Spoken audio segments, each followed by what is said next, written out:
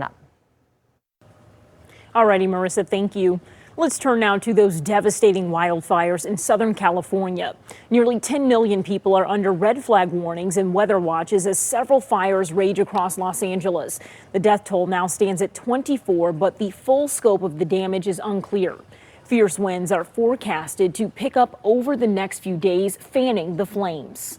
These winds, combined with low relative humidities and low fuel moistures, will keep the fire threat in Los Angeles County very high. It is an all hands on deck now as firefighters from across the country come together to battle that fire. Additional crews from Mexico crossing the border to help. And today, Red Cross volunteers from Michigan left for California, where they will work to reunite families that have been separated. More than 100,000 people are under evacuation orders as it is still unsafe to return to their homes. Some of these areas, they literally look like war zones. There are down power poles, electric wires. There are still some smoldering fires. We know many of you have loved ones in the LA area. Tonight, we spoke to one Ferndale man who says his brother lost his home in the Palisades fire. Tonight, he's sharing his story with 7 News Detroit reporter Tierra Braddock and asking for the community's help.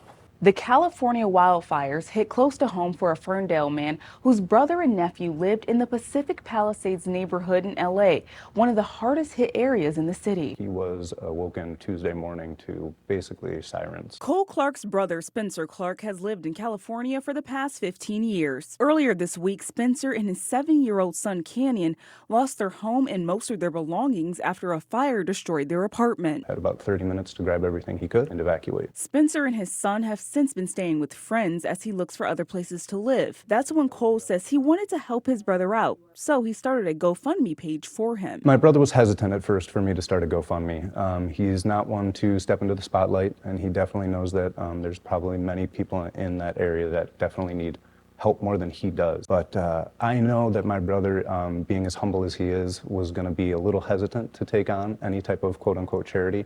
So I took it upon myself to start a GoFundMe for him. Spencer wasn't available on Sunday to speak with us on camera, but he did tell me over the phone that he's grateful to everyone who has and will donate. Cole says his brother has also been encouraging people to support the LA firefighters. He would say, hey, as much as I'd love to get all the donations, there people who are still fighting the fires and people who are still in harm's way. Cole added that his main goal here is just making sure his brother and nephew have what they need to find a new home and hopefully get back to normal. Anytime something like this happens, it's just you love your family. You want to do everything you can to try and help them out. If you would like to donate, you can find a link to Spencer's GoFundMe at WXYZ.com. Tierra Braddock, 7 News Detroit.